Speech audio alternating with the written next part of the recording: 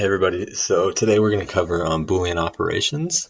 It's a very useful command for helping sort of sometimes join solids, create sort of um, intersecting solids, because it really helps take those solid forms and helps you sort of see the difference between them and sort of those intersection points. And there's a few different ways to do these Boolean operations.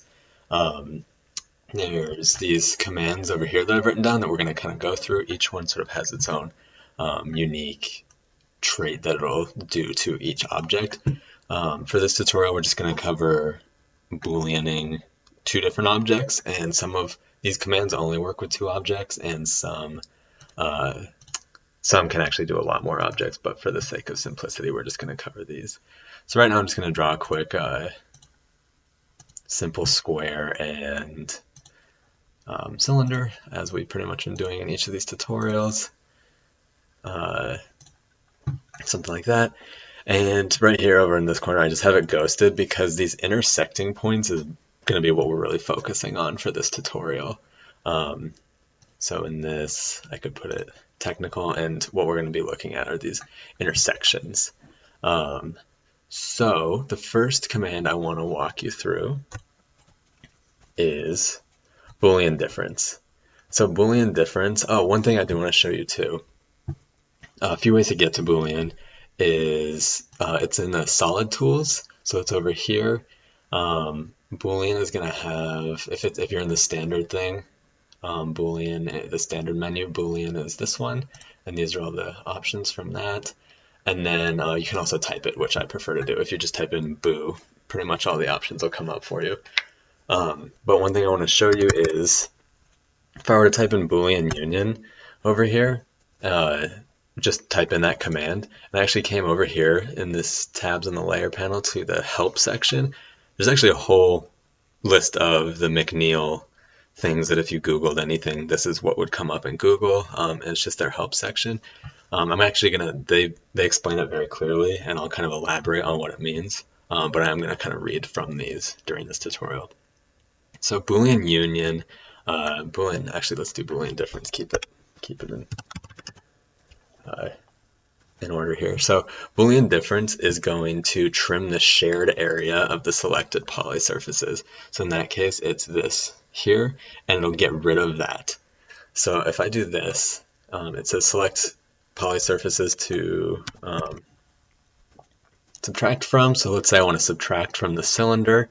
I can right click and hit enter, and then it'll say subtract with. So that means I'll subtract with this one. If I right click again, that means this piece will have that subtraction of this piece, and this piece will remain the same. So a very helpful tool to sort of make that difference in a piece using another polysurface. Boolean Union is the one that you can actually do multiple materials with, but in this case, I'm going to add these two together, and it's going to trim the shared surface but retain the polysurface on the outside. So shared area is a selected polysurface and creates a single polysurface, and it's a way to sort of join them.